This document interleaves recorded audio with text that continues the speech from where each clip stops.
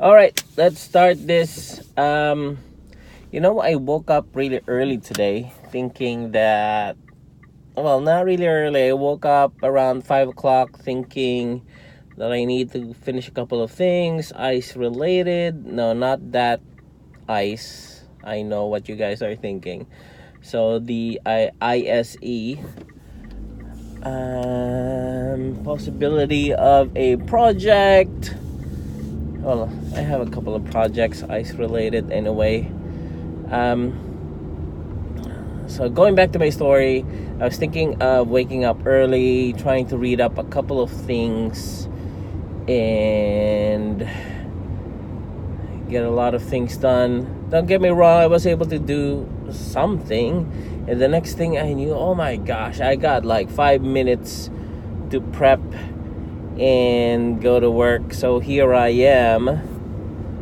So before I get into the thick of why we're having this morning conversation, I've been looking at something. There's this shiny thing again that's getting my attention recently. It's about RPA, or the Robotic Process RPA, Robotic Process Automation. Okay. Like of all the letters, why would I forget about automation? Because that's the whole point of RPA. So I am so excited with that one. So basically, if you're not familiar with RPA is, so R for robotic, right? So imagine having your own assistant. If you get, I've always been thinking of hiring, if it's possible. Don't you ever wish you have like this virtual assistant? I know that it does exist, wherein either you're outsourcing it within the country or outside the country, and you get to have this virtual assistant of yours deal with your, I don't know, something that repetitive task, like checking your email process. If you just want things to be encoded and it's being done over and over, you get tired of it, you get bored of it. So sometimes you just wish there's like this virtual assistant that can just do this for me. So instead of, automation is fine. You have like so many automation tools there as far as networking is concerned. Like you have Ansible for the network, for the service provider. You have like NSO, you have, I don't know, ACI. Or if I'm talking about all these networking terms, I don't know where you are in terms of, I don't know where you work at, if you're a system admin or a network engineer. But from my world, my universe, it's all about networking, right? So automation for me is like Ansible, Puppet, Salt, NSO for the network, ACI for the data center, yada yada yada. But the thing is, you don't just work with those things, right? So I work with so many tools. Like for our support guys, you deal with carrier portals, you deal with your CRM, regardless if it's like Salesforce or ServiceNow, or right? And you need to process something that requires you to, use all these tools to get things done. And it kind of gets, they're easy to do, but it's just, don't you just wish that you have better use of your time by getting someone to do it for you? And this is what RPA is trying to achieve. So why not get a robot to do this thing for you? Of course, it will just do what you tell it to do, right? So this is what I've been looking at over the long weekend, because it was like long weekend here in Queensland. I've written about it on my blog post, or on my blog, which is running-config.org. So yeah, so that's what I've been that's what's distracting me recently. By the way, with RPA, you might be thinking like, oh, okay, so it's this hardware, right? People think of robots like a mechanical arm that's automatically moving, probably typing on my keyboard, moving the mouse. No, it's not like that. Think of it as, you know, those pianos that you see in the middle of a mall, where or, well, I don't know, like a restaurant, where they would just play by themselves. You can still sit on it and, play. Think of it as like that. You can see the keys moving, but there's nobody there. It's something underneath the hood is pushing the keys. So pretty much RPA is like that. It's not a hardware, but it's actually a software you install inside your server PC, and you give it instructions. You teach it. You teach it that, okay, you go to this program based on this Excel sheet, look at this cell, and yeah, you teach it to do certain repetitive tasks to process something. So that's why I am so excited with the possibilities, use cases, and as per this research, by 2025, 2025, it can be like a $1 trillion business. So because if you've been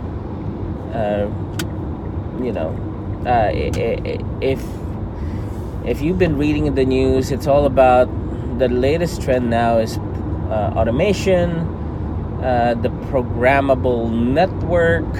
If you're in networking, everything is getting automated. Well, automation is not really new, right? It's just that it's just getting better. So some of you might be thinking, oh my gosh, I'm gonna lose my job. Nah, I don't think so. You're just gonna, it depends on your perspective. If you ask me, if somebody's going to say AI is going to take away my job, I say, please do. Why? So I can focus on creativity, focus on producing, because there's still a lot of things that robots won't do, like decision making, like really thinking of the hard things. And that's where RPA would come into your daily task, right? So get them to do the repetitive process, and you get to focus more on what you really want to do, like program or designing networks or dealing directly with customers. In the work of the future, if you're not really afraid but worried if this is going to take my job, then, well, people said the same thing, like back in the day when there were like no cars, people were, they have horses, and those people or business owners who like breed horses, they were worried about, oh, this car thing is taking over and they might lose jobs, what are we going to pay our workers, yada yada yada. Well, they were fine, right? People just did something else. So pretty much the same thing with RPA. And the thing is, you would have to adapt,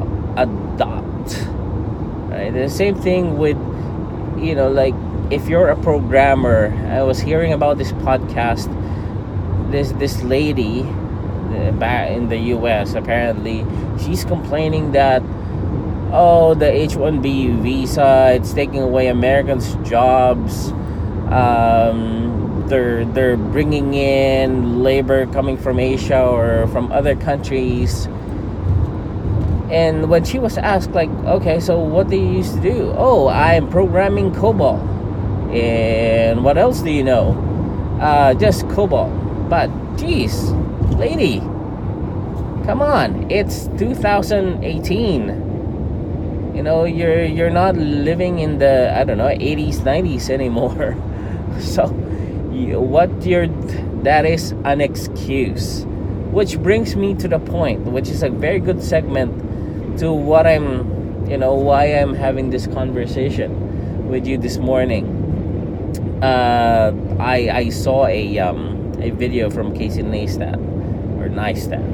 If you don't know who he is, then probably you're new to YouTube. Look him up. I don't have the time to give you like a brief overview of who he is. So I think it was yesterday or this morning, I don't remember. He posted a video, and the title of the video is Excuses. A very good and timely video, I think, for everybody. So all of us, I'm assuming that all of us, we do have dreams, we do have goals, right? And if you've been following me, you know my story by this time, hopefully. It took a while before I get to this point in my life, working in an enterprise environment. Actually, I got it better because I'm currently now working in an ISP as a NOC manager, but it didn't start out that way. Just for the benefit of whoever's just watching this now, I've gone through so many jobs, like from making bagels to croissants to making coffee to being in the kitchen to working for a non-government organization, being out in the field. I've been traveling. I've been a store manager. You name it. I've been moving furnitures. Then now I work in IT, network engineer, and I'm pretty sure there's like a lot of stories out there. So anyway, going back to Casey's video about excuses. So all of us do have dreams, right? And sometimes even we do have that dream, sometimes there's like things in our way that's preventing us from achieving our dreams. It can be, I don't know, it can be time, it can be the resource, it can be your family, it can be your friends, it can be, how you see yourself. And like he said, sometimes those obstacles, whatever they may be, if you don't do anything about them, or you let them become obstacle, eventually they're gonna become excuses. Like, let's take myself for example. So the reason that I didn't start my certification journey, because I didn't have the resources. That was my thinking previously. I didn't have the resources. Like, I don't know where to start. I don't have the money to buy the networking equipment. I don't have friends who are like in networking. But eventually I came around. It didn't stop me. I realized that was my excuse. My excuse was I don't have the resources. I don't have the time because I was so busy with work. Or I don't have friends who are in networking. But sometimes it takes like a, the spur of the moment. Like I said on a previous video, but forget about a previous video. When I went here in Australia, I don't know if I mentioned this on a previous video anyway, but when I moved here in Australia, I was supposed to, like, my original, I started off as a programmer, right? So I was thinking of, let's go back to programming. So I enrolled in TAFE, which is like a technical school here in Queens, in Australia, right? It was funny because my application got rejected because, and the paperwork said, well, we couldn't accept you in a program because you didn't meet the requirement, and one of the major requirements is you do not have proof that you are proficient in English. So despite all the documentation that I provided, that all my documentation are in English, that would include proof that I've stayed in the US for how many years. I have a college degree from a good university, and I have all these things. Then they rejected my application. and that was like the spur of that was like that was a sign that maybe it's this networking gig that would get me somewhere, because I'm a very curious person, eventually it landed in networking. So here I am. And when I started my networking, I was like, there's no more excuses. It was my predicament, I guess. I'm not getting younger anymore. Sometimes life will just force you to do stuff, right? I'm way beyond, I'm past my 30s, and I really need to do something. And now I'm in a point that I feel like I need to make up for all the lost time. So there was so many excuses that I've been telling myself from age, 14 to 30 something. And now I'm in a moment wherein, like, if I only did that when I was younger, I could have reached it I could have reached it by 30, but I couldn't get, I couldn't fret for that long on that idea, right? So the reason I'm sharing this with you, because I don't want you, if you're like in your early 20s or early 30s, just go for it. Whatever is stopping you, I'll tell you what, I would even recommend, write down everything that you want to achieve. Regardless if it's like work related, financial, the things that you want to do, like create a bucket list. And on another column, write down what is stopping you from achieving it, from actually doing it. Then you ask yourself, like, how long have you been wanting to do this thing? May it be like getting your first cert, like a CCENT or CCNA, or if you have your CCNA, a CCNP, I don't know, like a VMware VCP, or even a VCA, and ask yourself, what is stopping you from achieving it, or going to Paris? Is it time? Is it money?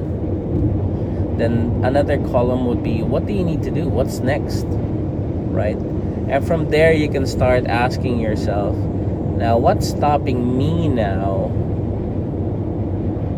Is it just an excuse, or I just need to do something else before I actually move on to getting closer to this dream? And believe me, that writing exercise, that is so effective. And I think I posted another video about that, but I'm not gonna get into that because I'm already hitting 20 minutes. So what do you think, guys? what are the excuses that you've been telling yourself that's stopping you from achieving what you want to achieve, or the goals? You want to travel, you want to get your first certification. What is it? So leave a comment below if you want to share. Yeah, visit my blog site. It's running-config.org. I'll probably be posting my LinkedIn. I always post my LinkedIn, and that's actually the reason why I'm posting this video, because now I realize that what's stopping me from making all these posts more, or posting videos consistently, is I have this excuse that if I'm not happy, maybe I'm not gonna post it. Okay, so alright guys, so if you find this helpful, give me a like. That's gonna be amazing. If you're new, if you want to receive more videos, please subscribe, and you can tell all your friends about it. You can share this video, and I'm gonna leave you with that as I head to the office. Again, thank you guys. Again, so happy you're hanging out with me. All right, thank you guys, and remember, keep on studying, be a lifelong learner. It's all worth it. Thanks. Have a great day.